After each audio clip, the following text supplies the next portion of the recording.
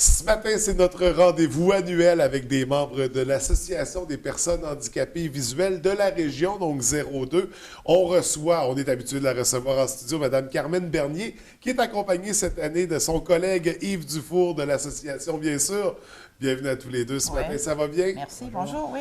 Écoutez, avant de parler de l'association, j'aimerais qu'on revienne un peu tous les deux sur votre parcours. Madame Bernier, on a déjà parlé, en fait. Vous, c'est quand même assez récent, la perte du sens de la vue. Rappelez-moi comment c'est arrivé. Rapidement, petite méningite type B bactérienne, il y a 8 ans. Oui. Donc, plusieurs personnes meurent, plusieurs autres personnes perdent les jambes. Moi, j'ai perdu la vue complètement. Donc, c'est noirceur absolue. OK, on parle pas d'ombre, on parle Non, pas rien. de nuances de lumière. Là, Je ne sais pas si c'est le jour ou la nuit. OK. Du tout. Mon neurologue me demande comment vous faites pour savoir si c'est le jour. Ma montre. Ah, C'est tout. donc, bien sûr, il y a toutes sortes d'outils à adapter, comme la montre qu'on vient de voir. De votre côté, M. Dufour, ça fait plus longtemps. On parle d'une trentaine d'années, même près de 35 ans, que vous avez perdu le sens de la vue. C'était suite à des complications du diabète, c'est bien ça? Moi, c'est ça. Diabétique depuis l'âge de 3 ans, donc suivi des opérations au CHUL à Québec en 83, Oui. qui n'ont pas réussi, donc causé par le diabète, ben c'est ça. Ça a donné que j'ai perdu la vue, puis j'ai dû me suis joint à l'association dans les débuts de ces années-là. OK, donc c'est ça, on est au milieu des années 80. Dans votre cas, est-ce qu'on parle d'une perte totale aussi? Oui. Oui, Perception lumineuse d'un côté, mais c'est très, très, très OK. foncé. Donc, il y a un œil, c'est ça qui est encore... Un petit peu de degré, si on peut appeler. Là. Et là, c'est ça. Donc, depuis ce temps-là, vous êtes à l'association, très impliqués tous les deux, très actifs dans l'association. Même, M. Dufour, vous avez assumé plusieurs rôles là, pendant ces années-là. Oui, c'est ça. J'ai fait partie pendant plusieurs années, au début, dans les années, justement, milieu 80, les années 80. Ensuite, j'ai laissé la place aux autres. Je suis revenu, j'ai ressorti. Là, je suis rentré dernièrement depuis l'été passé à Approximatif, là, OK. comme comptable à Chicoutimi. Oui. Donc, écoutez, on va parler de l'association parce qu'en fait, on se rend compte, c'est disons, notre tournée de sensibilisation Ouais. pour l'association. Rappeler les services, mais rappeler aussi le comportement à adopter parce que présentement, vous avez tous les deux un chien accompagnateur avec vous, un chien guide de Mira. Souvent, les gens ont tendance à vouloir les flatter, les caresser, s'amuser avec parce que c'est des beaux chiens. Mais c'est ça, il y a des consignes à respecter. On va y revenir. Ouais. D'abord, on va parler de l'association. On va rappeler donc l'association qui offre des services, qui offre de l'encadrement, du soutien aux personnes en perte de vue ou En difficulté visuelle. en de toutes difficulté sortes, visuelle, c'est de ça. toute la gamme. Parce qu'on ne parle pas de perte totale nécessairement. Non, là. pas Il du peut y tout. avoir juste un certain degré, disons. On dit légalement aveugle. Il y a quand même un test qui fait que les personnes, lorsqu'elles sont légalement aveugles, donc quelque chose qui est reconnu officiellement par les ophtalmologues Ouais. ou ophtalmologistes, ouais. Mais ça prend ce critère-là pour pouvoir devenir membre OK. chez nous. Ouais. Et qu'est-ce que ça donne comme avantage d'être membre de l'association? Bon, je peux y aller un petit peu? Oui, Oui, oui. allez-y, Bon, il y a différentes choses. Moi, j'ai tendance à y aller beaucoup avec briser la solitude Oui. ou animer les gens. On fait des activités, bon, localement, c'est parce qu'il y a l'association au niveau régional. On fait des activités régionales, mais il y a aussi 5 secteurs. Donc, par secteur, on fait d'autres types d'activités. Comme nous, moi, je suis de Jonquière, secteur Jonquière. Fait qu'à chaque année, on a comme 3 à 4, sûrement toujours 4 brunchs ou souper de Noël ou des activités aussi d'économusée, des visites d'économusée. On a aussi l'association, bon, ça dépend des secteurs, mais chaque secteur fait une activité semblable à ça ou des différentes activités. Là, au point de vue régional, il y a aussi un bulletin d'information que chaque membre a une fois par saison. Et dans ce bulletin-là, ben, c'est vraiment informatif. Ben, il y a différentes choses, donc beaucoup les nouvelles technologies. On est Oui. pas mal au courant des différents développements technologiques qui se font. Et je trouve ça important parce que, selon moi, ça aide à conserver l'espoir. Il y a des gens qui travaillent et qui trouvent. Oui. C'est pas parfait demain matin, mais il y a toujours des trouvailles qui se font à chaque année. C'est ça. Puis en avancée technologique, Ouais. il y a toujours quelque chose pour adapter les technologies d'aujourd'hui. On parlait hors d'onde, il y a même des claviers en braille pour les cellulaires intelligents. Ouais. Il y a des formations qui se donnent pour ça. C'est vraiment très intéressant de voir tout ce qu'on a pu développer pour rendre accessibles ces outils-là. Donc, on parle, c'est ça, il y a de l'information qui est donnée. Briser la solitude, je trouve ça important aussi d'en parler, parce que j'imagine qu'il y a un partage aussi, un échange qui se fait entre les membres, parce que il doit y avoir ben, il y a certainement des Ouais. moments difficiles là, à passer au travail. À mon avis, passé à quelque part, parce que moi, j'ai toujours besoin d'être en lien avec des gens, mais je prends une activité comme il se fait au niveau régional, qui est une activité qui est jouée au quai. Ouais. Au début, je me disais, moi, je vois rien, fait que je ne donne absolument rien. Je ne suis pas allée les premières années. Mais maintenant, j'y vais, et qu'est-ce que je fais comme ça? Bien, c'est là. Là, je jase avec différentes personnes qui sont de l'association ou des personnes. Ça se vit à l'ascension de notre Seigneur, je pense que c'est comme ça que ça s'appelle, ça, ouais.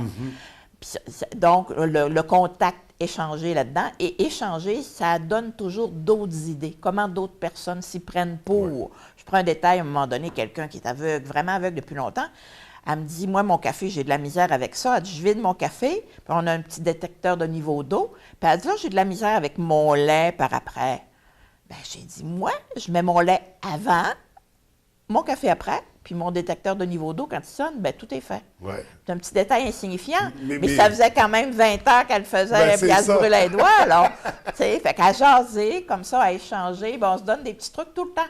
Tout le temps, tout le temps. Moi, j'appelle ça faire flèche de tout bois, c'est ça l'expression? Oui, Ouais, je c'est ça. pense que oui. C'est ça. Donc, c'est ça. Il y a un bel échange, il y a un partage qui se fait, des relations qui se créent entre les membres. C'est un aspect très important. Ouais. C'est comme on disait, il y a un encadrement aussi qui se fait, un suivi. Est-ce que c'est par l'association, par exemple, qu'on va pouvoir avoir accès à un chien guide ou c'est une autre démarche?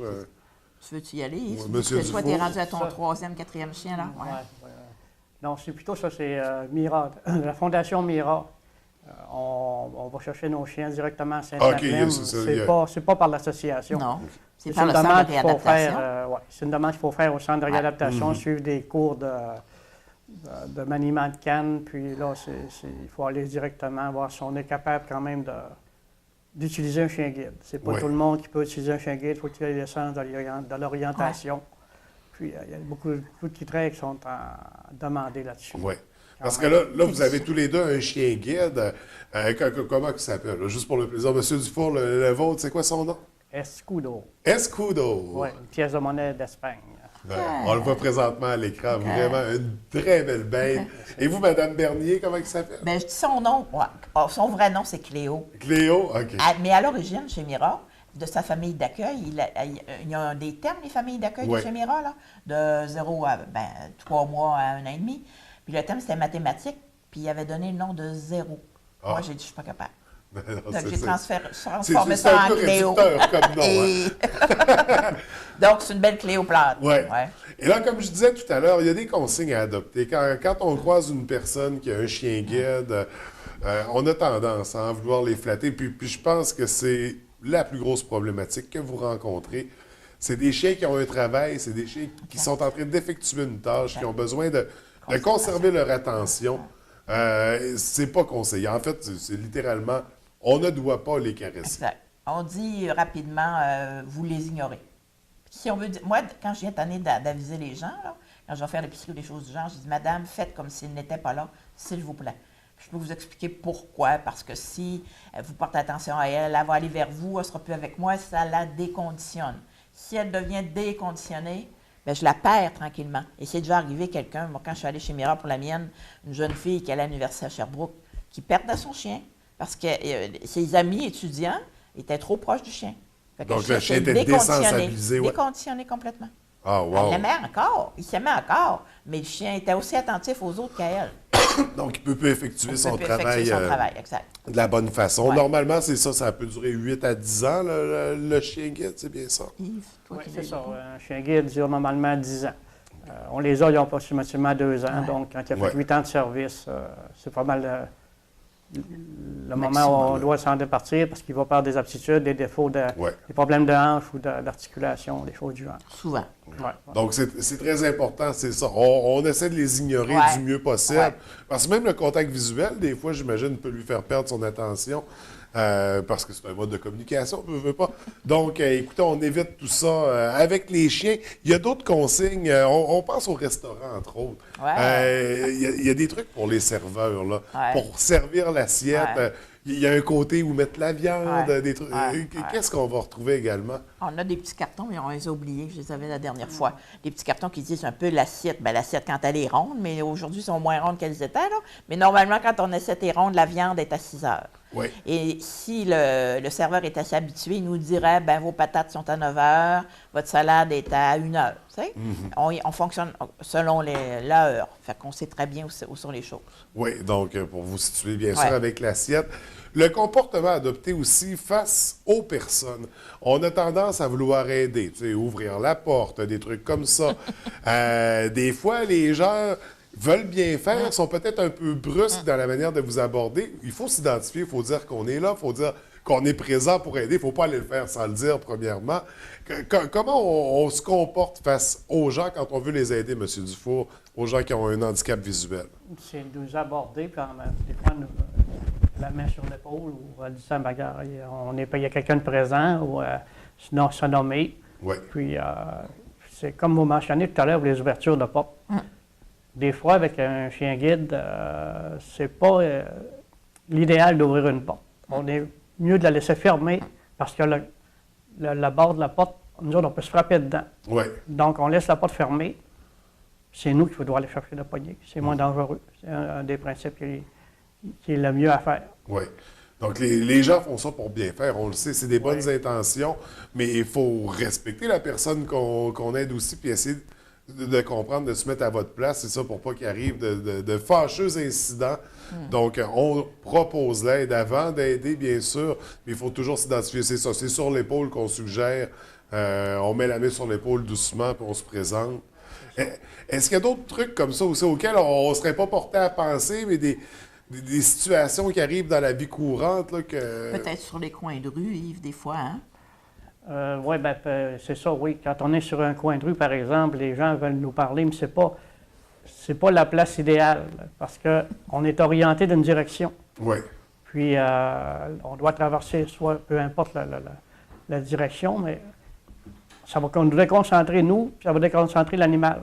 Donc, on demande aux gens, dans les coins de rue, de ne pas nous adresser la parole, d'attendre qu'on soit rendu sur l'autre côté ou quoi que ce soit, parce que c'est très dangereux. Ou même avec une canne aussi. Ou le faire quand on sait que, mettons, que la lumière est rouge.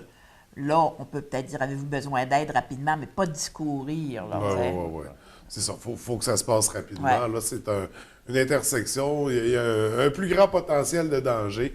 C'est important donc de respecter ces consignes-là. Mais Yves le dit bien, c'est vraiment que nous, quand on fonctionne, on a un alignement, puis il faut bien le garder, sinon on s'égare. Oui, on n'a pas, on n'a rien de concret autour quand on n'a pas de chien. Là, on parle de l'orientation, c'est ça. Donc, pour reprendre dans la bonne direction. Exact. Pour revenir à l'association, donc on sait qu'il y a des services aux personnes handicapées visuelles, mais ça va au-delà de ça aussi. Puis il y a même des campagnes, des activités de financement pour pouvoir soutenir justement tout ce qu'on apporte. Qu'est-ce qu'on va retrouver, par exemple, comme campagne de financement? Bien, moi, je ne parlerai même pas de campagne. Qui nous aide à la base? Il y a beaucoup CIUS depuis quelques années. Il y a beaucoup Centraide aussi. Ce sont nos deux gros partenaires. Gros partenaires. Puis, à part ça, on fait des tirages là, ici et là, des fois, pour pouvoir payer comme des autobus. Parce que lorsqu'on a une activité régionale, vu qu'on est dispersé un peu partout, de Chicoutimi à Alma, de Dolbeau ou Saint-Félicien à Alma, bien, c'est l'autobus. Et les autobus, comme on le sait, c'est pas long qu'on frôle le 1 000 $ quand on rejoint les deux autobus de part et d'autre pour une activité. C'est pour ça qu'on fait des activités beaucoup locales, puis 2-3 régionales. Oui. Bien sûr, il y a un site Internet sur lequel Ouais. on trouve toutes les informations nécessaires Oui. au site, à l'association. Oui, il y a un Facebook. Puis là, présentement, il y a un petit concours Facebook. C'est les personnes qui voudraient y aller puis participer au concours. Il y a un petit... à la fin, le gagnant ou la gagnante vont pouvoir avoir une minuterie parlante. Ah, OK. Ça va durer jusqu'en décembre. C'est parce qu'on là, nous sommes dans le cadre des fêtes du 75e anniversaire de l'association. Hey, on parle de 75 ans Ouais, d'existence. 1942 que ça a été fondé par M. Georges Desgagnés de Héberville Station. C'est quand même quelque chose. Est-ce qu'il va y avoir des célébrations? Ouais. Comment on souligne ça? Oui. Tu peux le dire, Yves. Qu'est-ce qu'on a fait à l'heure actuelle? Hein? C'est ça, il y a eu un souper du 75e anniversaire à Almar. Puis ça s'est très bien déroulé. On a eu au-dessus de 100... Centaine de personnes. Une centaine, Ouais. autour de 100 personnes. Puis, Ce souper-là, c'était plaisant. Moi, j'ai aimé particulièrement une chose, mais il y a eu le souper comme tel, il y a eu le dessert au noir, puis il y a eu un compteur. ouais. Un compteur, c'est quelqu'un qui jase, donc on suit très bien. Un compteur professionnel, donc c'est agréable. Mais moi, personnellement, ce que j'ai aimé le plus là-dedans, ça a été le souper au noir. Parce que moi, je suis toujours dans le noir. Fait que j'étais contente que tout le monde Fait que soit tout le dans le monde vit noir. l'expérience, c'est ça. Puis là, on a eu des commentaires intéressants. Oui. Comme, ben comment tu fais pour nous parler? Je te vois pas. Puis ça fait donc bien du bruit autour. Ah, tiens. Est-ce que souvent on dit que quand on perd un sens, les autres sens se développent plus? Est-ce que vous avez... Louis s'est développé, l'odorat, le goûter, le sens du toucher. Est-ce que c'est réel, cette... Ça va, Yves. Hein? Je suis d'accord que c'est, oui, on porte plus attention à tout ce qui est aux alentours, soit par les oreilles ou au toucher, ou même par les pieds. Comme vous parliez tantôt des fils. Oui, Au là, sol, on fait est dans que- un studio de télévision. Hein? Oui, on le détecte, même des fois par les pieds. C'est toutes des choses qu'on développe au fur et à mesure des années. Fait qu'on développe une sensibilité pour les autres sens. Ouais. Oui. Donc, justement, pour pallier au manque du sens de la vue, bien sûr. Mais c'est pas miraculeux. Non, faut pas... c'est ça, on ne devient pas On des devient pas... super-héros. Ouais, non, c'est ça. C'est pas Mozart ou... Non, mais... Malgré nous, c'est sûr qu'on entend tout. Parce que notre attention est là. Ouais. Quand on est debout, comme dit Yves, moi, chez nous, je me suis mis des petits indices de tapis. Avant de descendre au sous-sol, j'ai un petit tapis pour être sûr que, bon, je Il suis y a un sur le escalier bord. Là. devant, Ouais, là, exact. c'est ça. Pour se faire des petits repères. Il y a Exact. toutes sortes de trucs comme ça.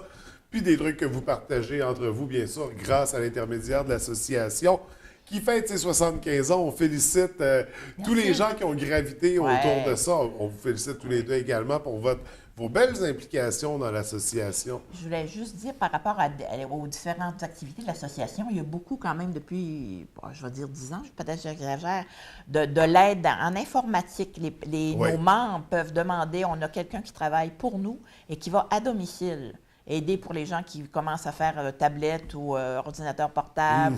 C'est beaucoup, là.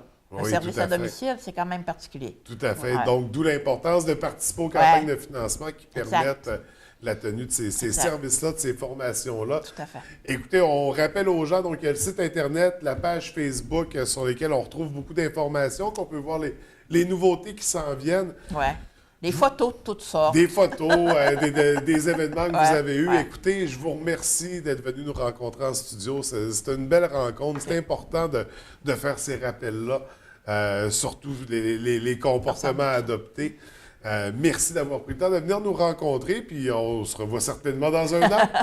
Possibilité. Merci beaucoup. Merci bien. Bonne Au journée. revoir. Merci à vous aussi.